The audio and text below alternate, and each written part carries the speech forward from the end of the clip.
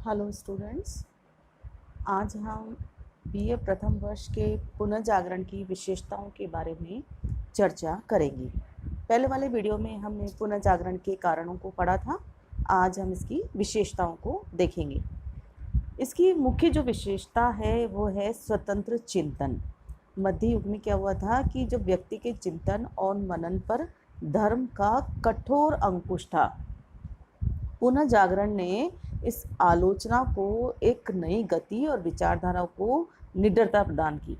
और इसका जो मुख्य लक्ष्य था क्या था कि परंपरागत जो विचारधारा है उनको स्वतंत्र आलोचना की कसौटी पर कसना, वैज्ञानिक ढंग से किसी बात की व्याख्या करना, अंधविश्वासों, रूढ़िवादियों, चर्च के बंधन से मुक्त होकर उसके व्यक्तित्व का स्वतंत्र रूप से विकास करना, ये सारी चीज़ें है ना। और इसकी मेन विशेषता वो थी, वह है मानववादी विचारधारा। एक्चुअली क्या था कि उस समय जो चर्च के लोग थे ना, उसने लोगों को ये बताया था कि इस दुनिया में जन्म लेना ही घोर पाप है, अतः तपस्या और निर्वृत्ति का जो मार्ग है उसको अपनाना चाहिए और मनुष्य को मुक्त होने के लिए, इस जीवन से मुक्त होने के लिए प्रयास करना चाहिए। और इस प्रयास में कौन उनका सहायता करेगा? चर्च। तो ये सारी बातें जो थी इस समय की विशेषताएं थी। इनसे निपटने के लिए इसके विपरीत क्या हुआ? जब पुनर्जागरण आया तो ये इस बात पर बल दिया गया कि मनुष्य को इस जीवन में पूरा पूरा आनंद उठाना चाहिए, मतलब मानव जीवन को सार्थक बनाने की उन्होंने शिक्षा दी। धर्म और मोक्ष के स्थान पर मानववाद का उद्धार करने का संदेश दिया। तो ये हमारे पुनर्जागरण की कुछ विशेषताएं हैं। आज सबसे पहले हम पढ़ेंगे इसमें तर्क पर बल। तर्क, अभी तर्क क्या चीज़ है? आपस में किसी चीज़ पर बातचीत करना, हम कहते हैं ना, पक्ष विपक्ष भी कह सकते हैं, या उस पर चर्चा करना। पहले तो क्या होता था, जो भी बात कही उसको हम ये जो जनता थी चर्च की बातों को बिना किसी तर्क के, बिना किसी संदेह के, बिना किसी कारण के मान लेती थी। लेकिन इसने क्या करा? पुनर्जागरण ने तर्क को बल दिया। एक्चुअली अरस्तु जो था उसका तर्कशास्त्र का लोगों पर बड़ा गहरा प्रभाव पड़ा।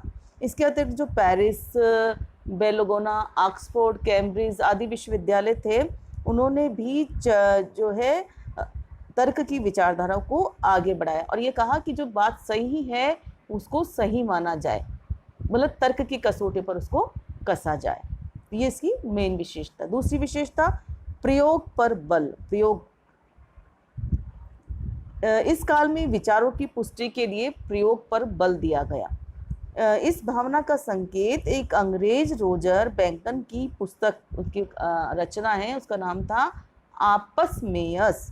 उसमें लिख रहा है कि हम ज्ञान दो प्रकार से प्राप्त करते हैं, एक तो वाद विवाद द्वारा और दूसरा प्रयोग द्वारा।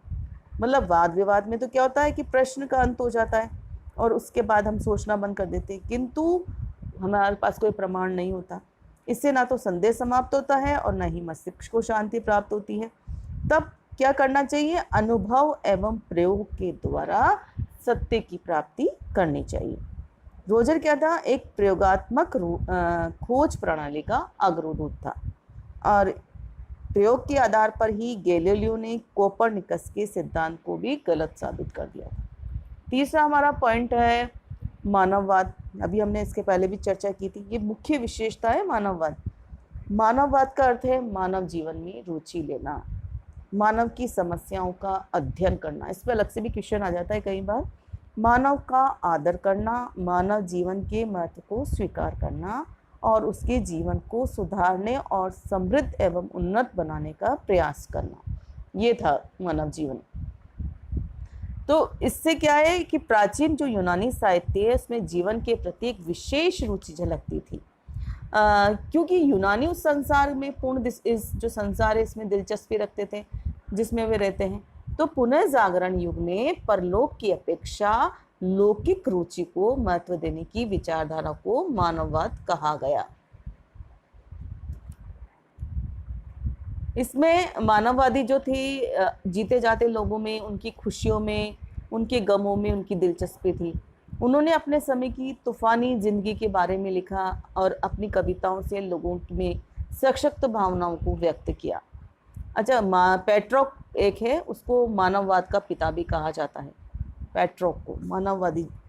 उसने क्या करा, अंधविश्वासों और धर्माधिकारियों की जीवन प्रणाली की खिल्ली उड़ाई और उसने परलोक चिंतन की बजाय इस लोक के जीवन को आनंद पूर्वक व्यतीत करने पर जोर दिया। एक था इरेस्मस। इरेस्मस ने क्या करा, का नाम भी मानववादी क्षेत्र में अग्रणी है, उसे मानववादियों का राजा भी कहा जाता है। जर्मनी में र्यूलिक्लिन और मेलांकथन प्रसिद्ध मानववादी विचारक हुए। तो इन मानववादियों का मेन कारण क्या था, मेन जो बात थी वो क्या थी, लोगों के अंदर इस जीवन के प्रति उत्सुकता या जीवन के प्रति आनंद जागृत करना। फिर है इसके बाद सहज सौंदर्य की उपासना। ये उपासना भौतिक व मानसिक दबाव से मुक्त थी।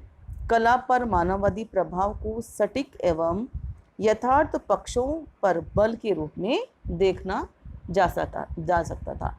इटली के कुछ जो कलाकार थे, लियोनो दा विंची, अल्बिती, इनकी कला में वैज्ञानिक मापदंडों को लागू करने की संभावना के प्रति इतने मुग्ध थे कि उन्होंने इस विषय पर विपुल साहित्य का भी निर्माण किया। तो लियोना दा विंची इसने कौन सी बनाई थी, आपको पता होना चाहिए, चित्रकार था ये, मोनालिसा इन्होंने बनाई थी इसने। और मनुष्य और उसकी मन की भावना, इसका मुख्य कार्य था मनुष्य और उसकी भावना। तो ये आज हमने पुनर्जागरण की मुख्य विशेषताएं पढ़ी। आपको पता होना चाहिए, बिल्कुल टिप्स पे आपका रहना चाहिए कि क्या क्या है, वही तर्क पर बल, प्रयोग पर बल, मानववाद का समर्थन और सहज सौंदर्य की उपासना। तो ये था हमारा आज की पुनर्जागरण की विशेषताएं। धन्यवाद।